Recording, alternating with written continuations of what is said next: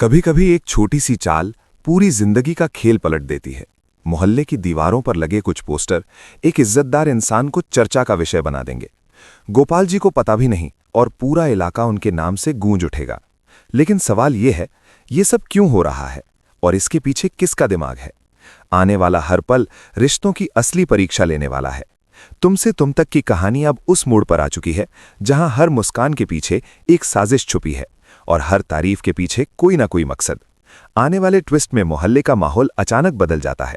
सुबह की शांति तब टूटती है जब लोग दीवारों पर रंग बिरंगे पोस्टर देखते हैं। पोस्टर जिन पर बड़े बड़े अक्षरों में लिखा होता है कि गोपाल जी पूरे मोहल्ले के लिए स्पोर्ट्स डे आयोजित कर रहे हैं। लोग पहले हैरान होते हैं, फिर खुश और फिर बिना देर किए सीधा गोपाल जी के घर की तरफ बढ़ जाते हैं। कोई सोच भी नहीं सकता कि जिन गोपाल जी ने कभी ऐसी कोई बात की ही नहीं, आज उन्हीं के नाम पर पूरा मोहल्ला जमा हो जाएगा। दरवाजे के बाहर शोर बढ़ता जा रहा है। कोई कहता है, इतना बड़ा इवेंट और आपने हमें बताया तक नहीं। कोई हंसते हुए ताना मारता है, पोस्टर तो पूरे मोहल्ले में लगवा दिए और खुद आराम से घर में बैठे हो। अंदर बैठे गोपाल जी को समझ ही नहीं आता कि आखिर हो क्या रहा है। वो जैसे ही दरवाजा खोलते हैं, सामने का नजारा देखकर उनके पैरों तले जमीन खिसक जाती है।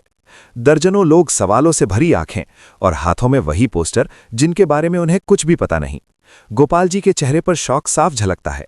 वो बार बार कहते हैं कि उन्होंने ऐसा कुछ प्लान नहीं किया, लेकिन अब कौन सुने।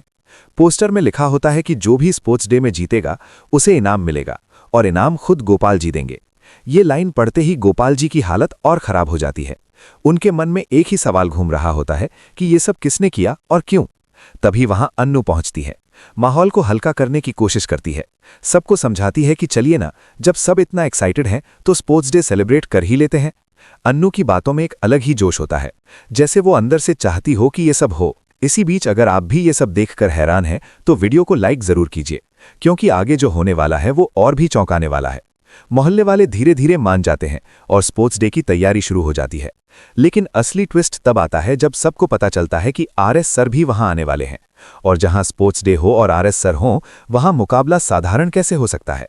पुशअप्स, एक्सरसाइज, हर चीज में आरएस सर बाजी मारने के लिए तैयार रहते हैं।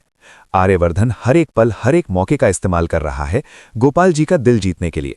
वो चाहता है कि गोपाल जी को दिखा सके कि वो सिर्फ बातें नहीं करता, बल्कि हर हाल में साथ निभाना जानता है। अन्नू ये सब देख रही होती है और उसके चेहरे पर खुशी साफ झलकती है। उसे लगता है कि कोई तो है जो उसके लिए इतना कुछ कर रहा है।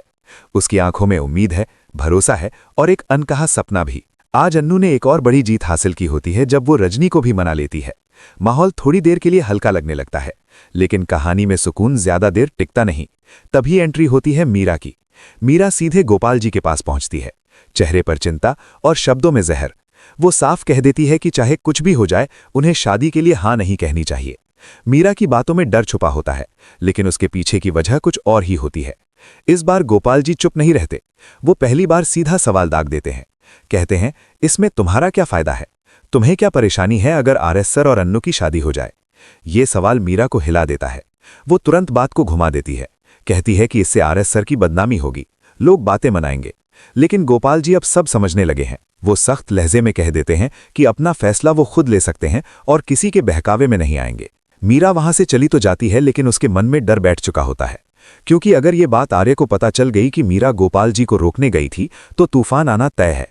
और यही सोचकर कहानी और भी खतरनाक मोड़ लेने वाली है। आपको क्या लगता है, जब आर्य को सच्चाई पता चलेगी तो वो क्या करेगा? कमेंट करके जरूर बताइए। और ऐसे ही ट्विस्ट और सस्पेंस के लिए सब्सक्राइब करना बिल्कुल मत भूलिए, क्योंकि आगे की कहानी यहीं खत्म नहीं होती, यहीं से शुरू होती है असली आग। स्पोर्ट्स डे का दिन जैसे जैसे करीब आता है, मोहल्ले की हवा में एक अजीब सी बेचैनी घुलने लगती है।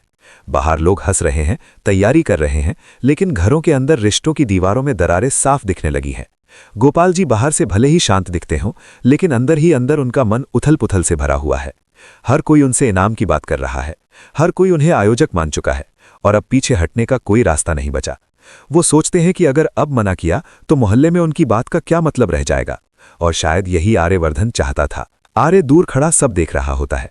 उसके चेहरे पर हल्की सी मुस्कान है, लेकिन आंखों में बहुत कुछ छुपा हुआ। वो जानता है कि ये स्पोर्ट्स डे सिर्फ खेल नहीं है, ये एक इम्तिहान है।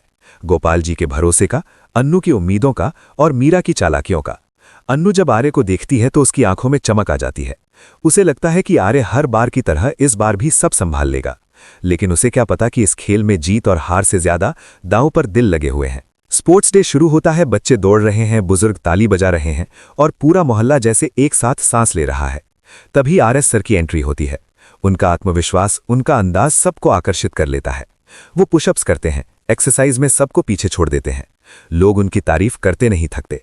गोपाल जी ये सब देखते हुए चुप हैं। उन्हें खुशी भी हो रही है और डर भी। खुशी इस बात की कि माहौल अच्छा है और डर इस बात का कि कहीं ये सब उनके हाथ से बाहर न निकल जाए। इसी बीच मीरा एक कोने में खड़ी सब देख रही होती है। उसकी नजरें बार बार आर्य और अन्नू पर जाती हैं। उसे लगने लगता है कि अब उसका असर कम हो रहा है। वो मन ही मन तय करती है कि अगर अभी कुछ नहीं किया तो सब हाथ से निकल जाएगा। मीरा धीरे से कुछ मोहल्ले वालों के कान भरती है। कहती है कि इतने बड़े इवेंट में अगर कुछ गलत हो गया तो जिम्मेदारी किसकी होगी। सवाल हवा में तैरने लगते हैं और जहां सवाल उठते हैं वहां शक भी जन्म लेता है। गोपाल जी तक ये बातें पहुंचती हैं।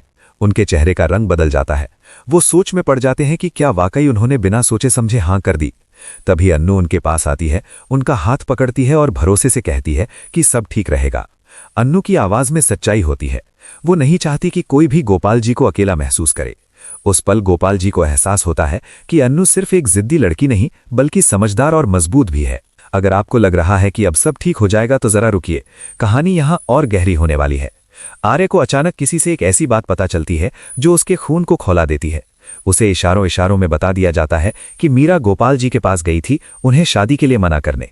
आर्य का चेहरा सख्त हो जाता है। उसकी आंखों में वो आग दिखने लगती है जो अब तक छुपी हुई थी।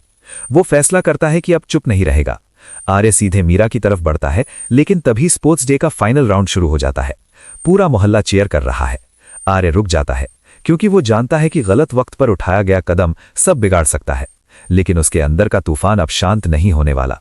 उधर मीरा को भी एहसास हो जाता है कि उसकी साजिश उजागर होने वाली है। उसके चेहरे पर डर साफ दिखने लगता है। स्पोर्ट्स डे का आखिरी ऐलान होता है। सबकी नजरें गोपाल जी पर टिक जाती हैं। उन्हें मंच पर बुलाया जाता है। इनाम देने का वक्त आता है। गोपाल जी माइक पकड़ते हैं लेकिन बोलने से पहले रुक जाते हैं। उनका सन्नाटा कुछ और ही कहानी कह रहा होता है। क्या वो कोई बड़ा फैसला लेने वाले हैं?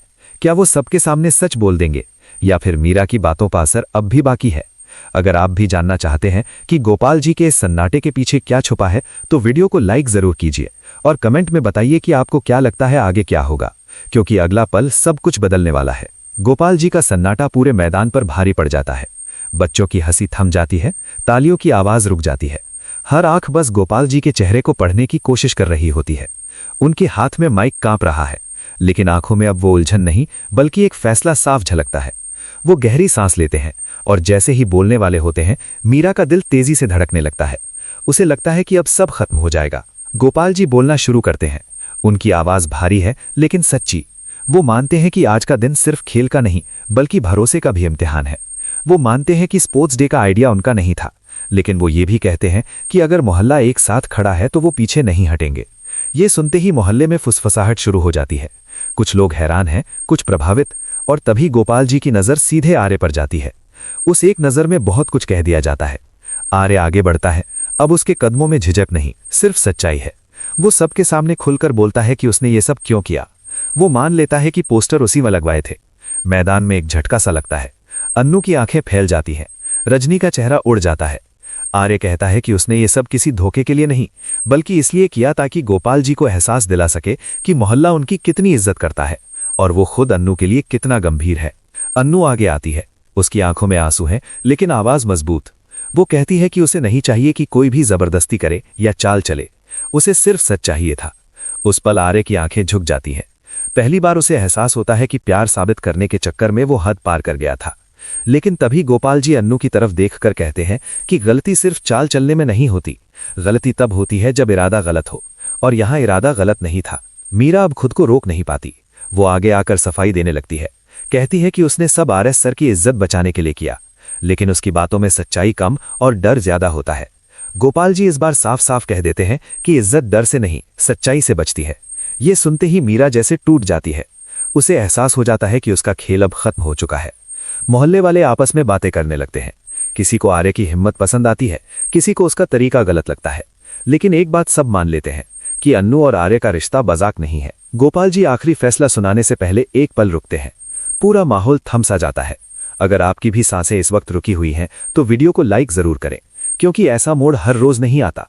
गोपाल जी आखिरकार कहते हैं कि वो किसी दबाव में नहीं बल्कि सोच समझकर फैसला लेंगे। लेकिन आज नहीं।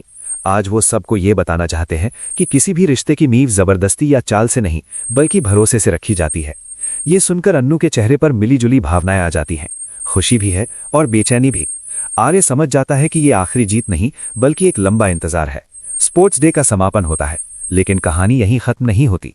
लोग घर लौट जाते हैं, मैदान खाली हो जाता है, लेकिन कुछ सवाल अब भी हवा में तैर रहे होते हैं।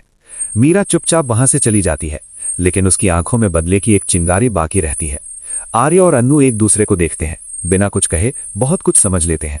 रात होते ही गोपाल जी अकेले बैठकर सोचते हैं। उन्हें एहसास होता है कि आज नहीं तो कल उन्हें फैसला लेना ही होगा। लेकिन क्या वो दिल की सुनेंगे या समाज की?